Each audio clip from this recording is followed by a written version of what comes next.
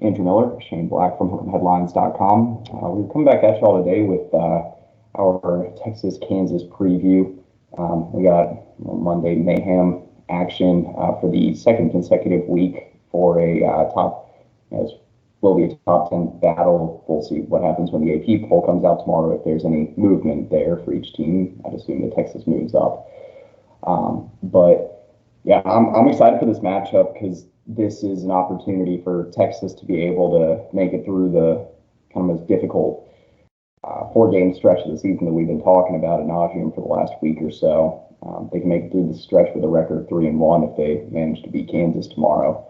They've already cleared Kansas State and Baylor to top 11 teams in their last 2 games.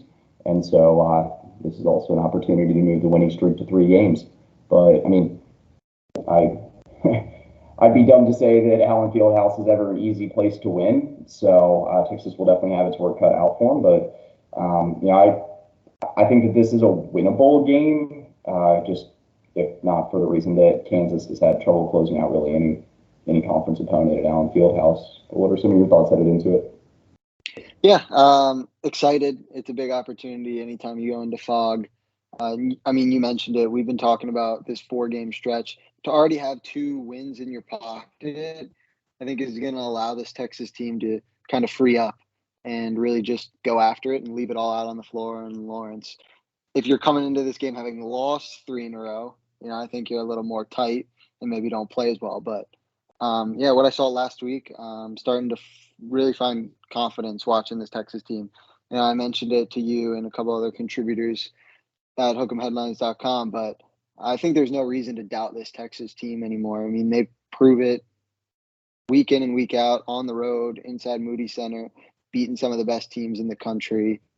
And while there are, momentary lapses, 5 to 7 minute stretches where the offense kind of gets bogged down and, maybe effort isn't at an all-time high, they seem to rally back pretty quickly. And we see there really isn't any that they can't overcome. So I'm cautiously optimistic heading into this game. I am excited as well to see how Texas matches up with a team that's filled with the amount of pro prospects that Kansas has. While it might not be a Kentucky or Duke level, type roster when it comes to pro prospects, you still have wings like Jalen Wilson, Grady Dick, even maybe a Kevin McCullough that all are going to get their shot at the next level. And it'll be interesting to see how Texas matches up specifically with those 3 guys. But yeah, like you said, I think there's a chance that Texas can go in and win. I would say obviously Texas went into fog and won last year, but over the past decade, there haven't been many times where I felt super, optimistic about their chances. And whenever Ken Palm only has Kansas winning by 3 at home, that's a good sign for your team. So yeah, I'm excited. Yeah, I guess my take on this would be that, I feel similar headed into it the way that I felt with Texas heading into the Kansas State game where, yes, Kansas is really good at home and so is Kansas State, but,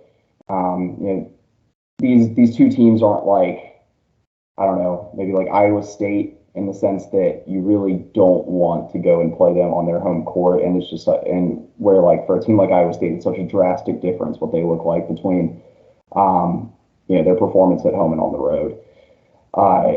Texas, I think that win over Kansas State was really big. I mentioned it in the post-game reaction video yesterday, just following the win, that what I thought was so big about that win, just in terms of like the road scenario, was the fact that Texas was finally able to get that monkey off its back with getting that first ranked road win in the season. You mentioned that there's not a whole lot left to doubt for this Texas team, because I think one of the big question marks regarding this team was, could they, beat a ranked opponent away from the Moody Center? They had yet to do that. They were 0-3 heading into the Kansas State game. They looked good, had a really, really strong second half, contributions from multiple guys. The defense stepped up when it needed to. Offense came up big late. There's a lot to feel good about headed into the Kansas game. You brought up an interesting point of matchups, because I think that's where this Texas-Kansas game will get really will really be decided, because Kansas is not your traditional starting 5. Anything anything but that. They have four guys that could play, from my perspective, any position between maybe the 2 and the 4. They don't have a true 5. And you know what? I don't even know if they really have a true 4. To that matter, maybe KJ Adams is the closest thing to filling that role. I did my bold predictions piece right before that, but I always try to do a good amount of research before that. It's something like nearly 70% of Kansas's minutes this season at the 5 have gone to Jalen Wilson when he's on the floor. So he's been playing center for most of the season, at least the de facto center position. He's not a guy that's going to be able to hang down low with someone that has any sort of back to the basket scoring ability, any sort of wide array post moves, or that is strong at finishing at the basket. I would say anyone north of 6'8". So Christian Bishop, while he is like 6'7", I think I think he could be in for a big game. Dylan Dessou is someone I pointed out though that I would like to see a big game from because in terms of his offensive arsenal and his length, this is a game that should suit him well. So yeah, I agree. I think it's interesting because when you think of these Bill Self teams, you don't really think about them playing through the post and having a really solid big man, like as a Bouquet, a McCormick, just guys you can throw it into and they can go back to the basket and score. This Kansas team's not like that at all, and like you said, Texas should even have the advantage down in the post. You mentioned KJ Adams, who played really well against Kentucky. But he's not really a guy you throw him the ball down low and let him work. He kind of, picks up the scraps as a good rim runner, can run in transition. But it's a really interesting matchup that I think, Texas is going to like the way this looks because I think you can really open it up and start running with Kansas and not feel like you're going to get outclassed because I think that Texas has the athletes to match up with the Jayhawks, which is really saying something when you look through the Jayhawks roster. I mean, if we're talking about best player on the court, I think it's going to be Jalen Wilson. If we're talking about best pro prospect on the court, probably Grady Dick of Kansas. No slight to Dylan Mitchell, but Dick is a guy who's probably going to be a lottery pick and hitting a nearly a 45% clip from deep. So that said, I think Texas overall is the better team here. It'll be interesting to see how they handle Fog, but with what they just did in Manhattan, I have no reason to expect them to shrivel up. So I'd like to see Terry open up the game a little bit, start running, and really be aggressive and try to get as easy buckets as you can. Because in the half court, I do think that length could be a bother when you're throwing out guys like McCullough, Dick, Wilson, Adams. Even Harris at the point guard position is a really solid on-ball defender. So in the half court, I think you could struggle with the length, and I would like to see Texas, open it up a little bit. Yeah, I mean, I think there's a lot of ways that you can still score on the Kansas team, but it's not like a cakewalk to put up points on Kansas. You mentioned they still from positions 2 through 5, at least in terms of their starting 5, that there's still some length, and when you consider that someone like Tyrese Hunter or Marcus Carr might be matched up against like Grady Dick, and that's like 6'2" against 6'1", 6'2" against 6'8", around that. So yeah, you're facing guys with some NBA level length between the 2 and the 4, and Texas doesn't have that. So that's definitely going to play a factor. But I'll steer this conversation in a little bit of a different direction in terms of like X factors for the game and. Even where matchups could come into play and where I feel like this game will ultimately be decided. I think for one thing, if Texas can really milk its advantage in terms of like just bench depth and bench scoring, that will be huge because Texas has the most productive bench in the Big 12 and Kansas has the least productive. Kansas has one player coming off the bench that's averaging more than 3 points per game this season. Only 2 players coming off the bench that are averaging minutes in the double figures. Once you get beyond Kansas's starting 5, there's not much to speak of. Whereas Texas has guys like Brock Cunningham, like Serge Rice, like Christian Bishop. They can come off the bench and do a lot of damage. Texas is averaging about 27 points per game in the last 10 games in terms of bench scoring. That bench is going to have to come up big. Also, I think that I think the points in the paint will make a huge difference here. I have a hard time saying that Texas wins that Kansas State game without the efforts of Christian Bishop. I really don't think that they do. If Texas can, really dominate the paint in the second half, or at least down the stretch, the way that Christian Bishop was able to help them do against Kansas State, I think that will go a long way to pulling off the win. But so those are two of my X factors here. I think the biggest one though is honestly going to be 3-point shooting efficiency. Not necessarily Texas's, but Kansas's. I looked at a number today, which is really interesting. Kansas is 14-0 when shooting at least 35% from deep this season. Less than 35% from deep, they're 4-5. So, and that mostly comes back to being able to defend, namely Jalen Wilson and Grady Dick. Those guys can hit their looks from anywhere. I saw between 25 and 30 feet from the rim, Kansas is shooting 41%. Wow, that's great. That is crazy. Actually, let me check and make sure that was either way. It's a big deal. I don't. Yeah, for a full season. So on 120 attempts. My word. So I think that illustrates how important the 3-point game is going to be tomorrow. Texas is going to have to find a way to close out when someone like Jalen Wilson is handling the ball on the perimeter, or Grady Dick has some catch and shoot looks, or even if he's handling the ball, because Kansas can light you up from out there, averaging around 8 3-pointers per game in conference play, shooting north of 35% from beyond the arc as well in Big 12 play. But what are some of your thoughts on like X factors or something like that? Yeah, I think you mentioned it with the bench depth. If we could see something like we saw on Saturday with Keontae Johnson getting those early fouls, that would be even more massive against the Jayhawks, because they really do rely on. I mean, you can even Dwan Harris's offensive game, scoring the ball started to come on, but when it comes to scoring, it's really just the four forwards that we've been mentioning. And if you can get one or two of those guys into some early foul trouble, they really don't have a ton of depth behind those guys. I mean, you mentioned that they really only run a 7-man rotation with the two guys coming off the bench, and Joseph Yesufu and Bobby Pettiford, who are 6 foot and 6'1" guards. So while you can throw those guys in and still match up with Texas pretty well, they aren't going to be looking for their offense, and that's going to be advantage Texas. So I think getting, really attacking the rim, you mentioned paint points, forcing the issue, forcing the Jayhawks to foul you and hopefully get some guys into foul trouble would lend a massive advantage to Texas. It would help possibly take the crowd out of the game if Jalen Wilson is sitting on the bench for 10 minutes in the first half. And, something in the long run that could really work out. And Texas has been pretty solid at getting to the line in Big 12 play.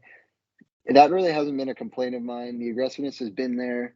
And while the ability to finish and kind of sometimes Texas looks for contact instead of just goes up, I think for the most part, I've been pretty impressed with their ability to get to the line and make foul shots. So I think really that'll be crucial in FOG, because I mentioned this in a lot of previews, but it's going to be really critical to get easy buckets here and not let that offense bog down. One way to get easy points is to get to the free throw line, and that just adds up when you're playing a team like Kansas that lacks depth. So I think my key to the game would be to attack early and often. Don't settle. We oftentimes see Marcus Carr, when he's starting to find his shot, he'll start to settle. If it's going in, sure, great, but that's not a long-term way of success. So whether it's throwing it down low to Bishop or Disu on the block, getting to Miam in the mid-post, or just attacking off the pick and roll with your guards who should be a bit quicker than their defender, I think Texas got to look to play downhill and get to the line as much as possible. Yeah, I mean, I think to some degree too, you got to get some pressure on the basketball to be able to kind of force the issue here. I think if you make Kansas a little bit unsettled, then it kind of takes them off schedule. Maybe that's another way to get some points in transition, or to get them a little bit tired. And as the game moves along, more fatigue sets in, the more opportunities you'll have to get them in foul trouble. So I think that's something to watch. But Yeah, I mean, you mentioned that there's a lot of there's a lot of ways that you could think for Texas to get the offensive game going. It's just it's just a matter of finding the right person to kind of facilitate that offensive production. Is it going to be Timmy Allen? Is it going to be Marcus Carr? Is it going to be Tyrese Hunter? Sir'Jabari Rice off the bench, maybe. Who is that going to be? So I don't know who that's going to be in this game. If I had to give my best guess, it would be Timmy Allen because he was really good against Kansas last season, averaged around 16, 17 points per game against the Jayhawks. But yeah, I mean, I guess if I kind of zoom out here, the one thing that I do think could also win this game for Texas, if I'm getting a little bit more nitpicky, you mentioned the free throws. Um, I never like to say that like being able to get to the free throw line necessarily against a team that maybe has a thin bench is a way to win because that's such a circumstantial way to win games, especially when you're. I don't. Also, I don't like saying this. I guess this is why I don't like saying this is because I don't like saying that the refs are always biased toward Kansas at Allen Fieldhouse. I think that's just a Big 12 perception to some degree, but I mean, sometimes stereotypes are true in regards to Big 12 refs especially. And so I don't want to rely on saying that Kansas has given up almost 20 free throw attempts per game, which is, I think, it's third worst in the Big 12 this season. But I mean, that tendency is there for a reason. If you can draw contact, get to the line, that's going to be huge. Um, One stat that I did find that I think is interesting in terms of a way to generate contact. I don't want to dive too deep into this, but I think it's just maybe a tidbit or something to watch out for, especially for a guy like Marcus Carr that's looking to break out of a slump offensively.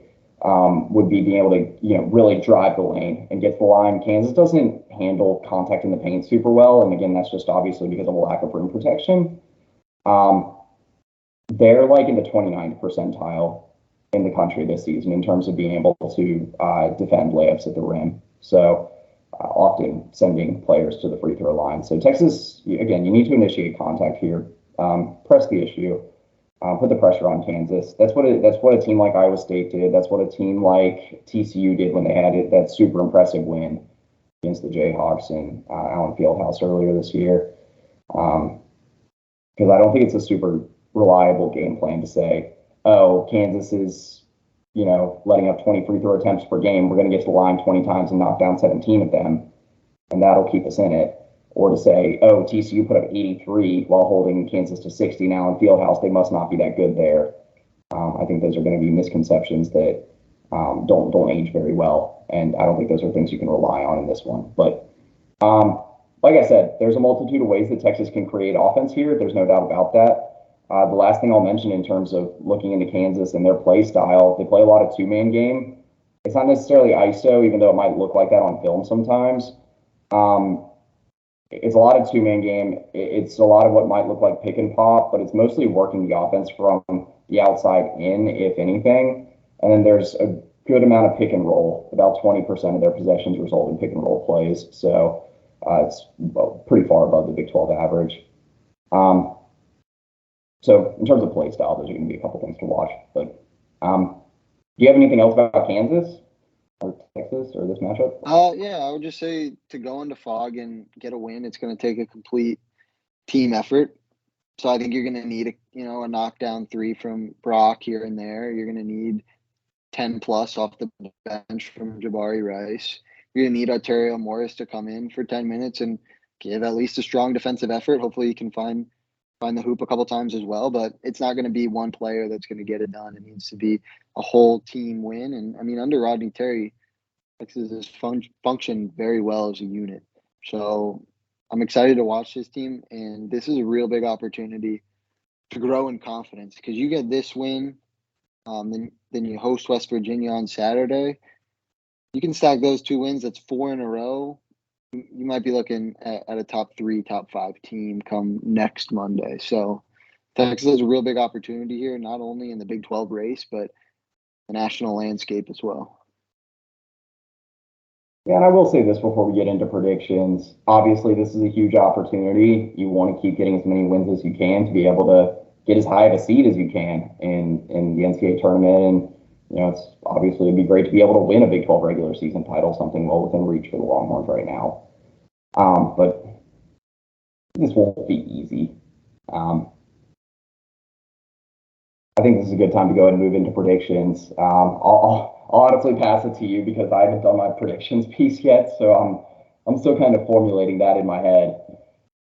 Yeah, so I think Texas is the better team. Fortunately, you have that wrinkle of playing in Allen Fieldhouse, which is a massive advantage for Kansas. I also don't like that Kansas is coming off a Saturday road game where they kind of just got pushed around by Iowa State. Kansas just only scored 53. It was the lowest output for the Jayhawks in the Bill Self era, which is hard to believe, but it is true. So I think the spot for Texas, coming off a high of Kansas State, Kansas coming off a low of an Iowa State loss, it's just a bad spot. That said, if these teams met up in Kansas City, or I mean, they're going to meet up in Austin in early March, I'm likely to pick the Longhorns because I think Texas is a more complete team. But I just think the spot, traveling to Lawrence is going to be tough to overcome. Texas hangs close, but I'll go 78-71 Jayhawks. You have Kansas covering. Okay. Yeah, I'm leaning more toward a higher scoring game in this one. I think that both teams like to run in transition, not necessarily push the pace a whole lot, but both teams do like to get some fast break points. So I think this game could open up more so than most people might think. Kansas is a 3.5 point favorite. This should be as of about 7:30 local time if you're in Texas, or just in the Central Time Zone. I'm going to be a little bit more optimistic than you are. I'm going to go. Oh, screw it. We'll go 1 point game, 82-81 Kansas. They played a lot of close games in Allen Fieldhouse this year, and I think that this one's good. I do think this one's probably going to come down to the wire. But yeah, I mean they've had some close ones in Lawrence this season. The only one that they really, I think the only double-digit win they have in conference play against the Big 12, or yeah, the only double-digit win they have in conference play at home this season was against Kansas State. So we'll see maybe if they're just a team that plays up and down with the competition, or if they're, starting to find their stride at home. Maybe we'll see. But yeah, they're really looking to avoid a slump here. They've lost 4 of their last 6, whereas Texas has won 4 of their last 5. So two teams headed in the opposite direction right now. Yeah, I think that's all I got. We're in a weird trend lately of you being less optimistic than I am. Maybe that's just hoops versus football attitudes, but yeah, I'm excited for this game. I believe it's the Monday cap for prime time tomorrow, and it will obviously have some implications for deciding the Big 12 regular season title race. So I'll probably be coming back with a post-game video, depending on what happens. So stay tuned for that. But anyway, for Andrew Miller, Shane Black at hookemheadlines.com, that's pretty much it.